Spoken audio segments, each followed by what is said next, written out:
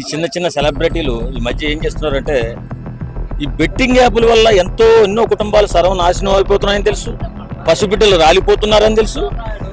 అన్ని చూస్తూనే అన్ని చేస్తూనే ఒక సెలబ్రిటీ హోదా వచ్చిన తర్వాత ఈ చీప్ క్వాలిటీ సెలబ్రిటీలు అంతా ఏం చేస్తారంటే డబ్బుకి లొంగిపోయి వాళ్ళు ఇస్తానన్న పేమెంట్కి లొంగిపోయి ఎవరి జీవితాలు నాశనం అయిపోయినా పర్వాలేదు, ఎవరు సంకనాకి పోయినా పర్లేదు, ఏ కుటుంబం నాశనం అయిపోయినా పర్లేదనే ఉద్దేశంతో ఈ బెట్టింగ్ యాప్ని ప్రమోట్ చేస్తున్నారు.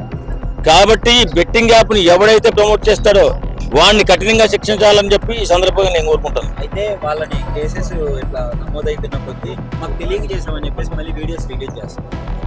తెలియజేయడం అంటే ఒక బెట్టింగ్ యాప్ ప్యాకాటో ఇంకోటో ఆడుతున్నాం అనుకో, అది ఓడిపోతామని తెలుసు, అది దానివల్ల కుటుంబాలు నాశనం అయిపోతాయని తెలుసు.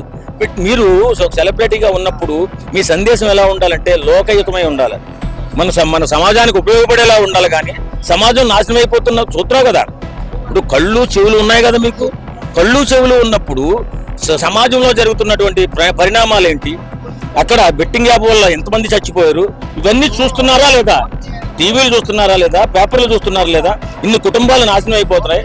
పసిపిల్లలు అన్నం పొందిన పసిపిల్లలు ఆత్మహత్య చేసుకుంటున్నారు. ఇలాంటివి చూసి కూడా ప్రమోట్ చేసి నాకు తెలియదని తప్పించుకుంటారా? చెప్పు దగ్గర కొట్టి కాళ్ళ మీద కింద మోకాళ్ళ మీద కూర్చోబెట్టి జైల్లో పెట్టాలి.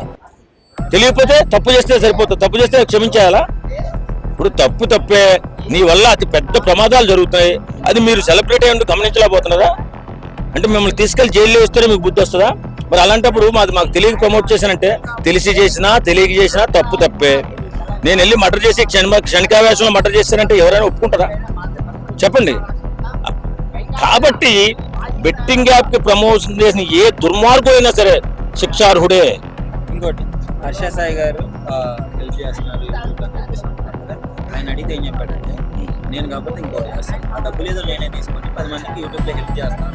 అవును, సో ఆయన ప్రమోట్ చేయడం వల్ల చాలా మంది చచ్చిపోతున్నారు. అసలు దీనికి ఏంటి కంపేర్, మీరేమనుకుంటున్నారు? ఏమి లేదండి, ఇదంతా నియంత్రించాలంటే ప్రభుత్వం చర్యలు తీసుకోవాలా. ప్రభుత్వం చర్యలు తీసుకుని చిన్న చోట సెలబ్రిటీస్ చాలా మంది ఉన్నారు. వీళ్ళేదో వాళ్ళ వల్ల ఇప్పుడు చిన్నపిల్లలు మాలాంటి వయసు పెరిగిన వాళ్ళు అంటే పెద్దోళ్ళు అయితే గమనిస్తారు దీనివల్ల ఏం నష్టం జరిగింది, ఏం లాభం జరిగింది. చిన్నపిల్లలు 14 నుంచి 16, 18 సంవత్సరాల కుర్రోళ్ళు బెట్టింగ్ యాప్కి ఎడిక్ట్ అయిపోతారు. ఎడిక్ట్ అయిపోయి వాళ్ళు డబ్బులు పోగొట్టుకుని ఏం చేయాలో దిక్కుదోసక, తల్లిదండ్రులు చెప్పుకోలేక, బతకలేక, చావలేక సూసైడ్ చేసుకుంటున్నారు. ఇలాంటివి చాలా దేశంలో జరుగుతున్నాయి. కాబట్టి ఇలా జరుగుతున్నప్పుడు వాళ్ళు ఏం చేయాలో ఆపేయాలి.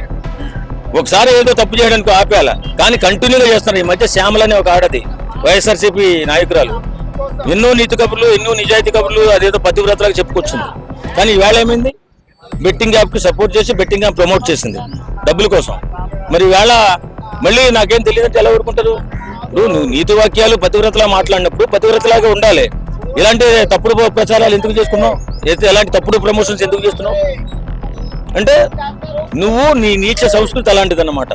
కాబట్టి ఎప్పటికైనా ప్రభుత్వాలు వీటిపై గట్టి చర్య తీసుకోవాలా. పోలీస్ డిపార్ట్మెంట్ వీటిపై ఉక్కుపాదం మోపాలి ఫస్ట్. ఎందుకంటే